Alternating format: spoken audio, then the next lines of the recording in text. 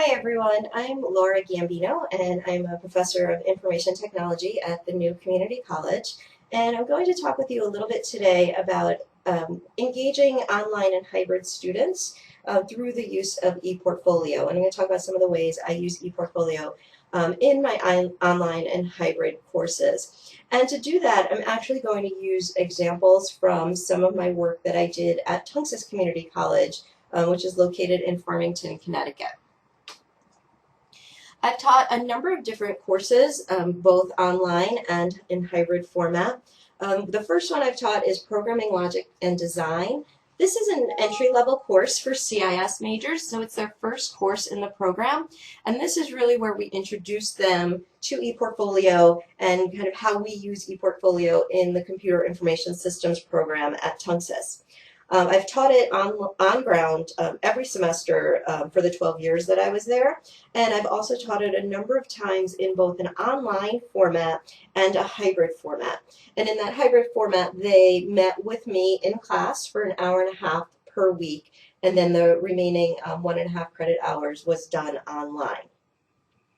At the other end of the spectrum, I've also taught the Practicum in Computer Science course, which is the Capstone course for CIS majors. And in this course, they're doing both an internship and work experience and putting together their final assessment ePortfolio.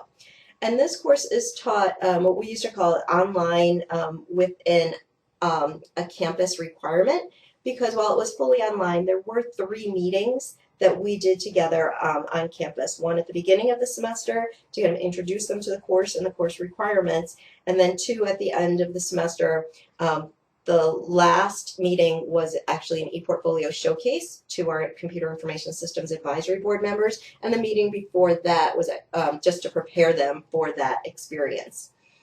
The third course I've taught online is Introduction to Computers, and this is actually a very different course because it involves students from any number of majors, and since I've taught it in the summer, from any number of colleges. And so I've taught it online in an 8-week condensed format.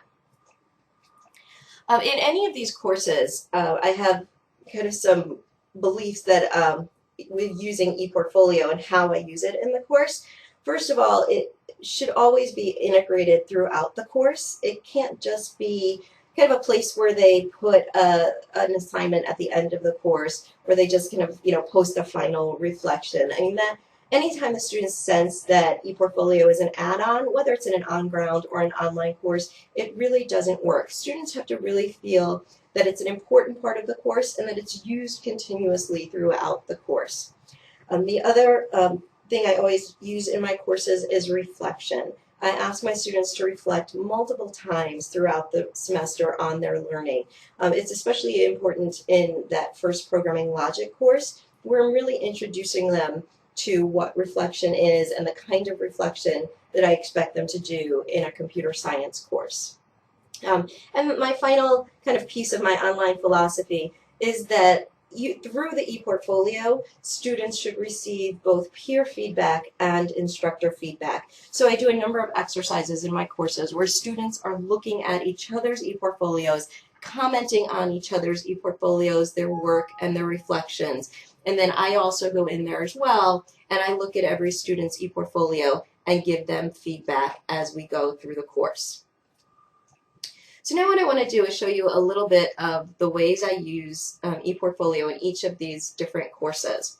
The first one we'll talk about is Programming Logic. As I said, these are first semester students. This is their entry course into the program. So the first thing I have them do is create their ePortfolio. Then they post, their introduction and their about me.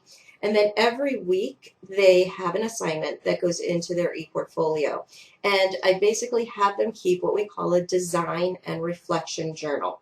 They're doing a lot of program design in this course, and not necessarily programming, but the emphasis is more on kind of the design that precedes the programming and their kind of design and problem solving process. And so they do that through a reflection journal. And so you can see here on the right, this is an example from one of my students. You can see he brought in his Twitter feed, which is great. But they also do an initial course reflection of why I'm taking this course. And I ask them kind of why are they taking it, why do they want to be a CIS major, things like that. And then at the end of the semester, of course, there's another reflection that goes along with it about what they learned in this course. And what you see here in front of you, this is the set of prompts that I give them for each of their design journal entries. So they've created a program and they went through a series of steps, and then I ask them, as you can see, a number of questions. And you can see this is a very structured set of prompts for them. I really, I'm looking for more than just, yes, I was able to write this program. What I really want to see is I want them to be able to articulate their problem-solving process and kind of how the whole process of designing, implementing, and testing the program worked for them. So that's what you see in part 1. And then in part 2, I actually put them into small groups and have them review the work, the design document, and the reflection of their classmates in the group, and comment on and think about the similarities and differences between their design project and the student that they're looking at, and to comment on that process and work on the ePortfolio pages using the comments feature in Digication. And I should mention that, I'm sorry I didn't mention it sooner, we did use Digication at Tunxis, so students are using that commenting feature.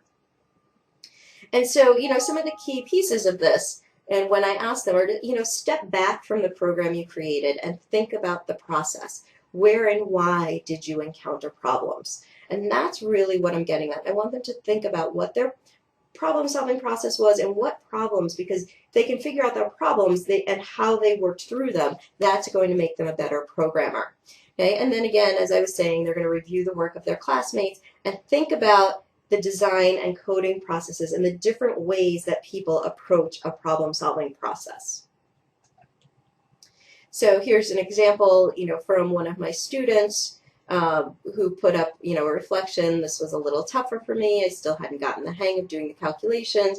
And you can see some of the comments from both me, and some of her classmates on the side. And I pulled a number of them out. There are actually 9 comments to this reflection.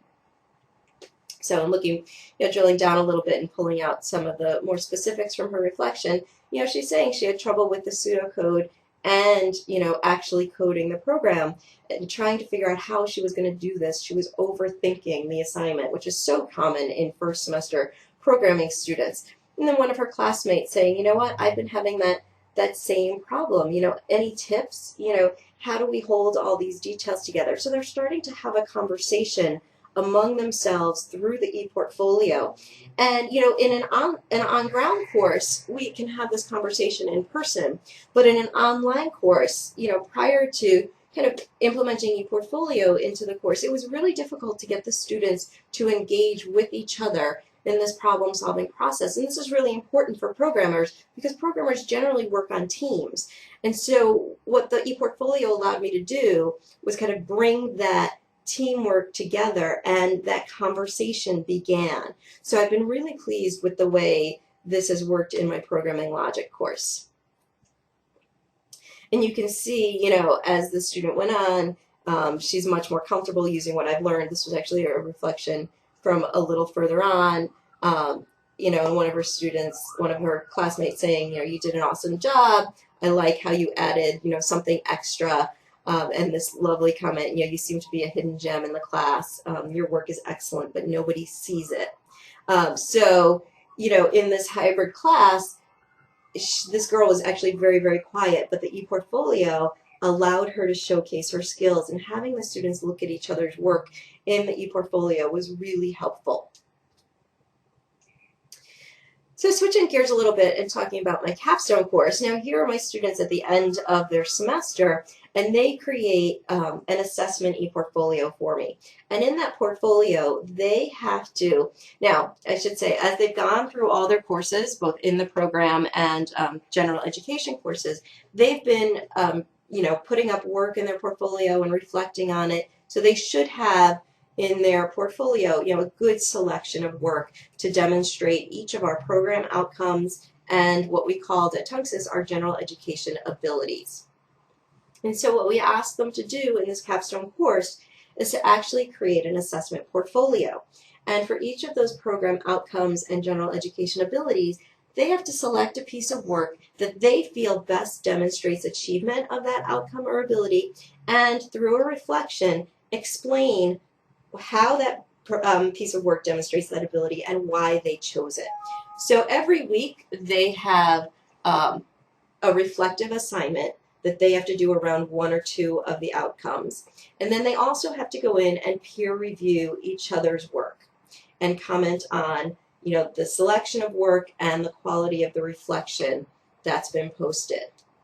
ePortfolios in this course and even in the programming logic course are shared through the course area in Digication. There's that ePortfolios tab. So the first thing I ask my students to do is, give you access to their course so that all their classmates can see their portfolios.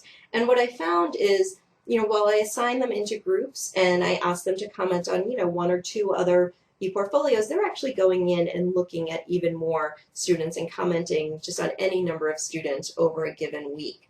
And I don't have any examples directly in this PowerPoint and in this presentation, but what I have posted on the ePortfolio page with this video is the assignment that the students are given, a copy of my syllabus, and a link to one or two of the assessment portfolios from this course. So I hope you'll take a look at those and get a better sense of how we use ePortfolio in the Capstone course.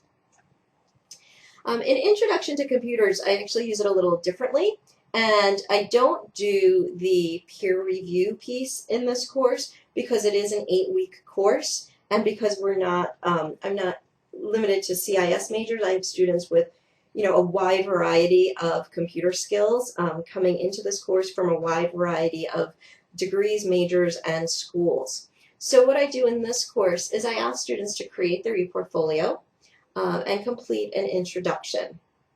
Then from each unit, we do a unit on each of the Microsoft Office applications, Word, Excel, PowerPoint, and Access. I ask them to select their best piece of work from each of those chapters.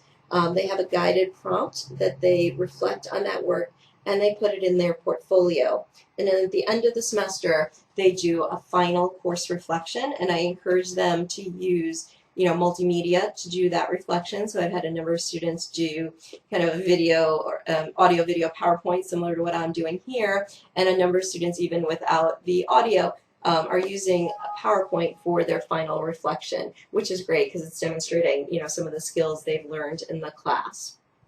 So a little smaller version of the ePortfolio integration in this course.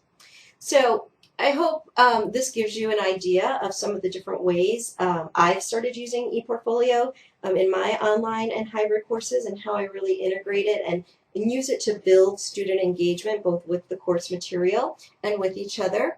And I hope this has got you started thinking about how you could do this in your course, and maybe thinking about some questions that we can share and have a conversation when I see you all on the 28th. So I hope this has been helpful, and I look forward to talking with you further on November 28th. Thank you.